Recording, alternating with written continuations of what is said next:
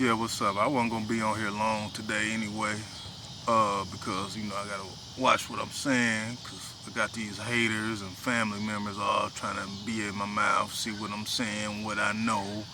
So I'm gonna give you a little piece of something. Cause I was gonna get on here and talk about my gifts and stuff, but that'd be, being arrogant and I ain't trying to be like that. I'm just being me. I mean, that's why I know how people take stuff, so I ain't even gonna mention that. I'm just gonna let y'all think what y'all think and guess what y'all wanna guess.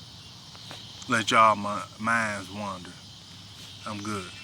But something I wanted to say too, it ain't too much. What was that? When I was talking about the what was that? Yeah, my aunt having me wear the same underwear for like 2 or 3 weeks and stuff. Something what she would do was when I had to urinate, I would have to go in the basement and urinate on myself. I couldn't, do it the regular way. I had to do it on myself. And the only place I can go after that was in the basement and outside in the backyard. Doing number two, she gave me a mop bucket. And like I said, we had drains. There was a bunch of drains in the basement. So that's why I had to do that. And that's why I was like a lot of the itching and flies, just imagine. The stains and all that. Yeah. Yeah, so she was out cold for that. Then she used to have me and my cousin Maurice. She would burn us with irons. She didn't do that too much, but we had that done a couple times, like burn our backs and stuff. Yeah, and that time when they cut me up on my back, and I had to go to school, and my back was so sore that I couldn't sit, lean back in them seats. And the teacher found out about it. Well, she noticed it because she like, Gary, sit back in your chair and do your work. So I couldn't. I was trying to, but it's stung. Like my whole back just felt stiff.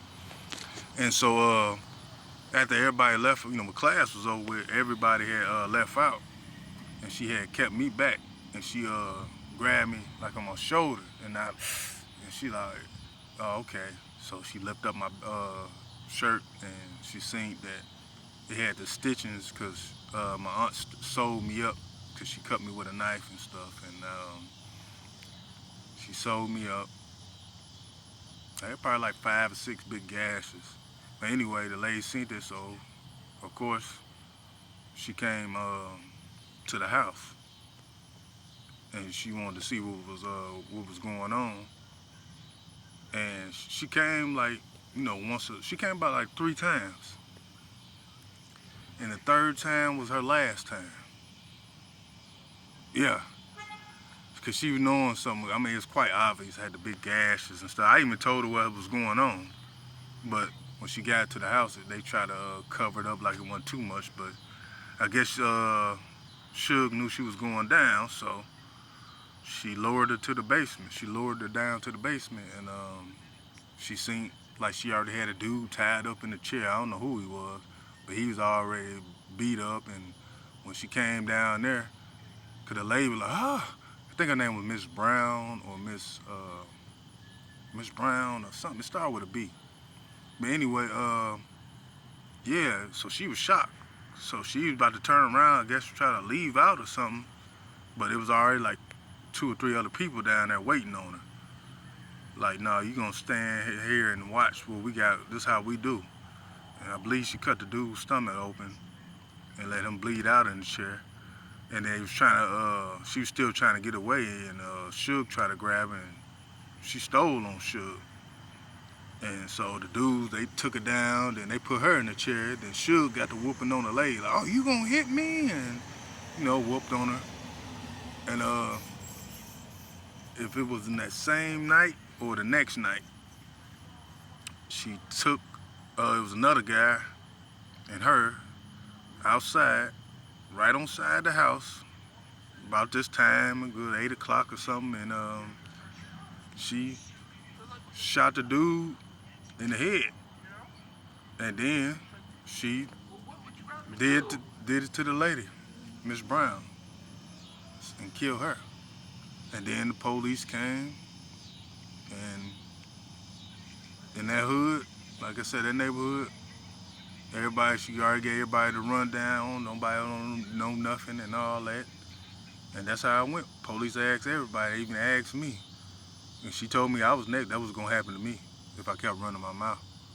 And like I said, I lied too. I was like, I don't know, she left. And they took her car to do Cedric. Her henchman, he took it somewhere else, and they never found her.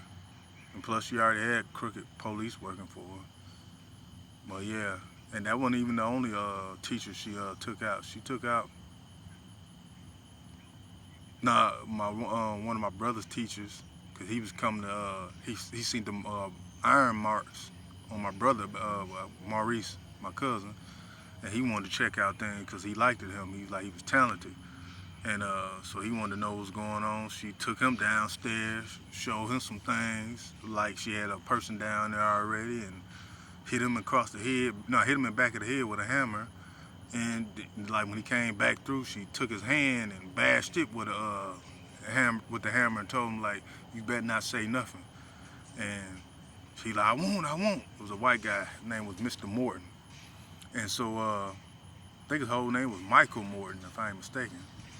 But anyway, like a day or two later, she came up to the school to pick him up. She never came to pick us up. It had to be like something like we got suspended or something like that in order for her to pick us up.